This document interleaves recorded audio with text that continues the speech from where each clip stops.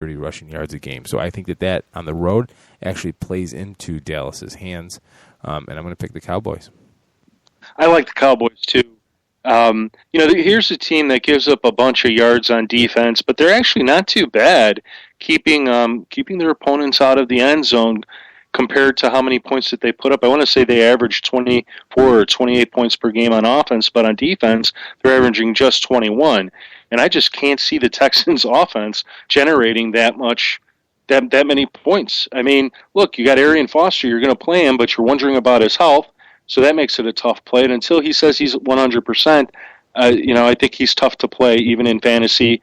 And you have to be cautious with Andre Johnson and DeAndre Hopkins in this game.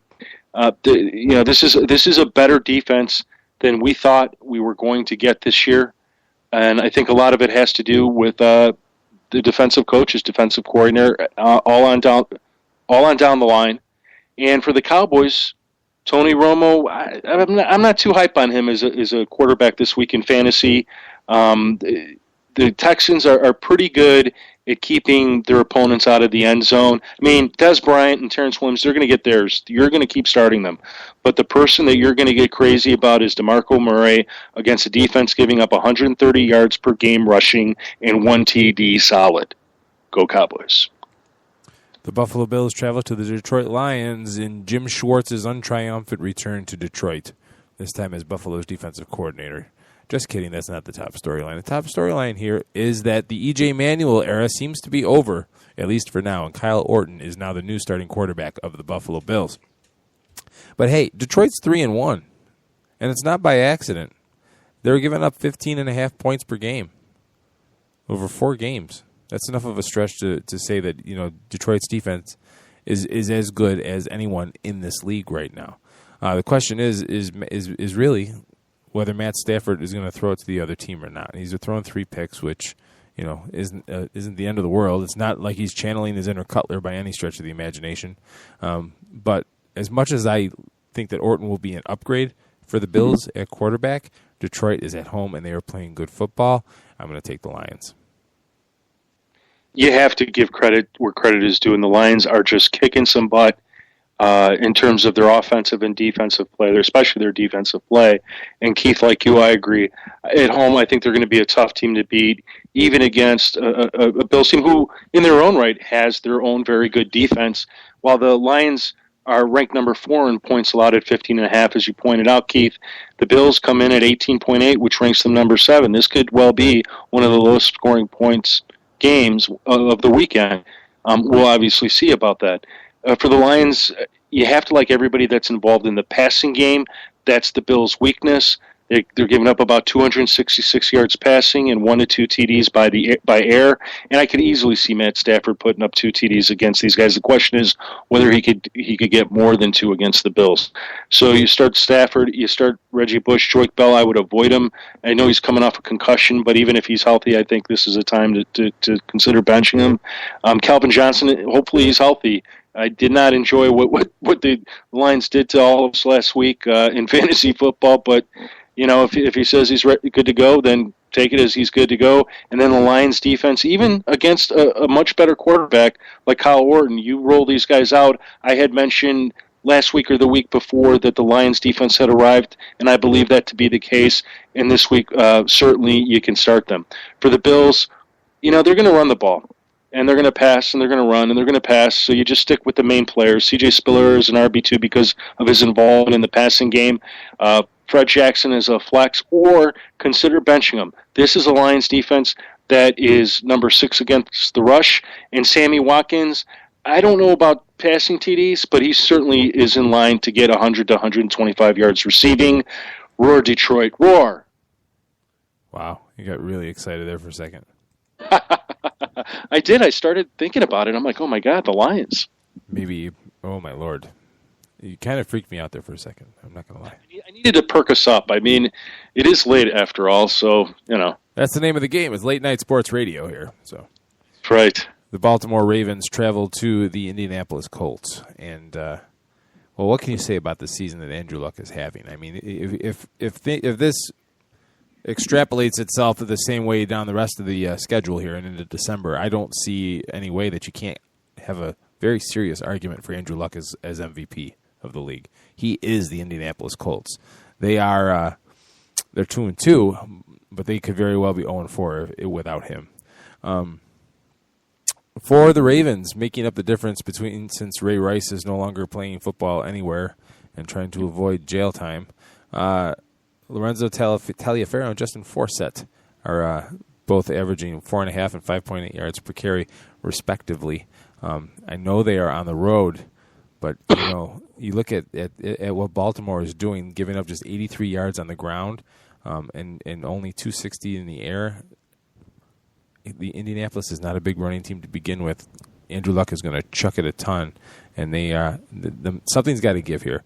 And I just think that the Colts' options are limited, and I like the Ravens' defense just a little bit better. I'm going to take Baltimore on the road.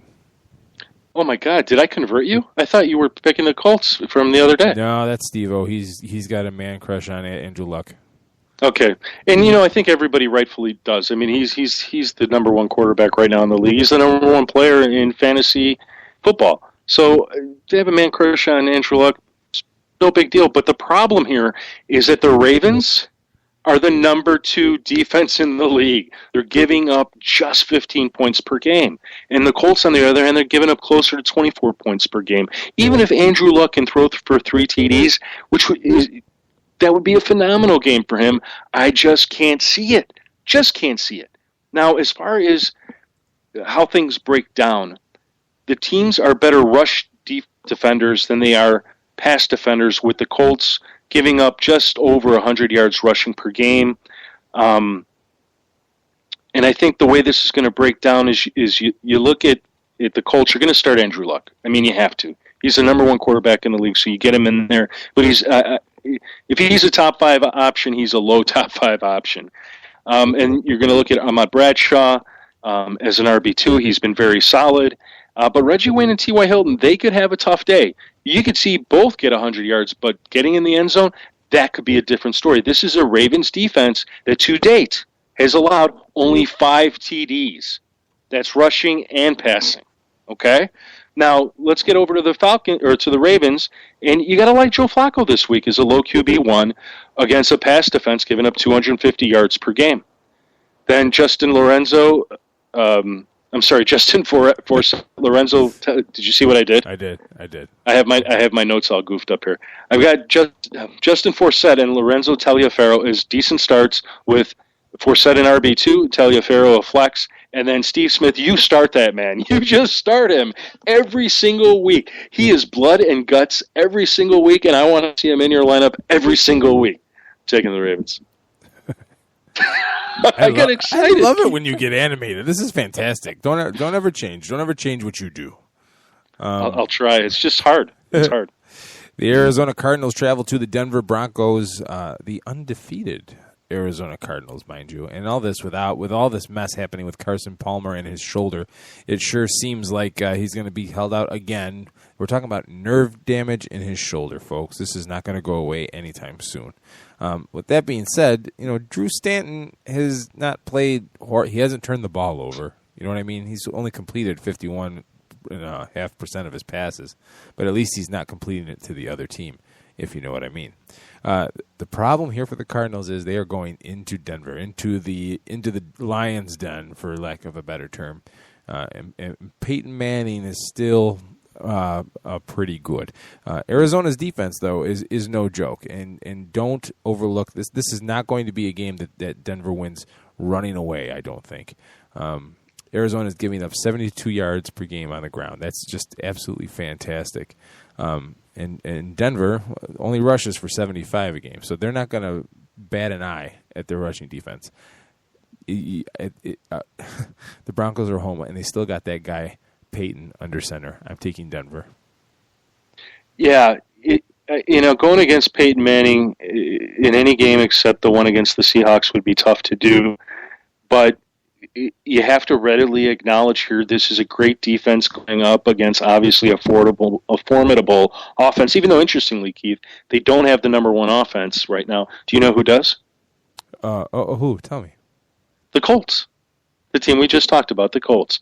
And so something's got to give here, or what we're going to see is more of the same, which is Peyton Manning chucking the ball and the Cardinals just getting wiped out. But I don't see that. I think this will be a manageable game for the Cardinals. They could get in it, and here's why. The Broncos are 31st against the pass. They give up 285.3 yards per game and 1 TD per game by air.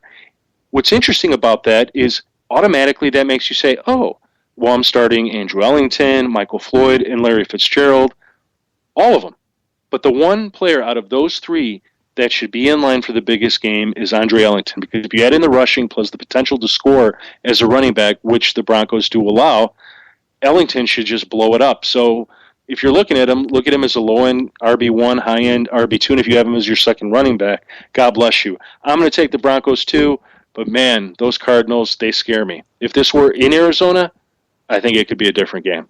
585-633-7487 if you want to call in with your lineup questions. 585-633-7487. So there you have it. Kansas City Chiefs travel to the San Francisco 49ers. Is anybody... I watched Jamal Charles run in that game, and I just wanted to yell out BS that guy was nursing an ankle sprain, because he sure as crap didn't look like he was slowed any, if you know what I mean. But they're coming into the 49ers, who really stepped up. They really manned up last week to beat Philadelphia, to limit Philadelphia like they did, to hold Nick Foles to being neutered as much as they did. That's no joke. It's no easy task. Alex Smith returns to San Francisco, facing off against Colin Kaepernick, who took his job. I know Kansas City is on a roll. They had that big blowout, and I know the 49ers have been inconsistent at home, but there's just no way I can see picking against the 49ers in this game. Did you say you are taking the 49ers? Yeah, I don't see any way where you can't take the 49ers in this game. I just don't. Yeah, I agree. I agree wholeheartedly. I think you have to take the 49ers at home in this matchup. And really, I kind of looked at this game like it could be a defensive battle, but I think it could be more a passing battle. And here's why. It's pretty clear that the 49ers, their weakness, if any, is their secondary, which is it gives up the 7th most yards allowed in the league, and they've given up 7 pass TDs through 8 weeks. That's almost 2 pass TDs per game. So with that said, you then look over at the Chiefs and you say, hey, you guys, pass the football. But the problem is they have Alex Smith under center. And I'm just not sure that he's up for the task. I do like Jamal Charles in this game more than Niall Davis, just because of Jamal Charles' receiving ability. Dwayne Bowe could be sort of a sleeper as a wide receiver 3, and Travis Kelce as obviously a low-end TE1 at this point, given how well he's played to date. For the Niners, Frank Gore's the one that you kind of have to look at and go, boy, you can't really tell how he's going to do. I mean, he could get 80 yards rushing, but whether he gets to the end zone, that's another story. It's actually, by the numbers, you would think he would not. So you want to think Colin Kaepernick, low QB1, throwing the football to Michael Crabtree, Anquan Boldin, and then you have to pay attention to Vernon Davis, Stevie Johnson. If Davis plays, then you have to play him. If he doesn't, and you need help, Stevie Johnson is a sneaky play. The last time Vernon Davis didn't play, Stevie Johnson had over 100 yards receiving in a TD, and I could very much see that happening again. And you can consider both defenses, given how well they have played to date. But I am definitely taking the 49ers at home, with the Chiefs taking a step back this week.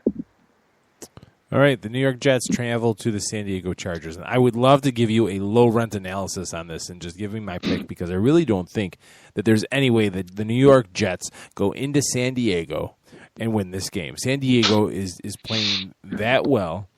Phillip Rivers is Phillip Rivers, and Geno Smith is Geno Smith. And when you have your quarterback staring down your home fans, telling them to go F off, you have problems in that position. And the problem with the Jets is that they don't have an answer on their roster. Michael Vick is not that answer. This is not 2001, 2002 Michael Vick that was rated 99 on Madden or 100 on Madden and all that other junk. This is Mike Vick that's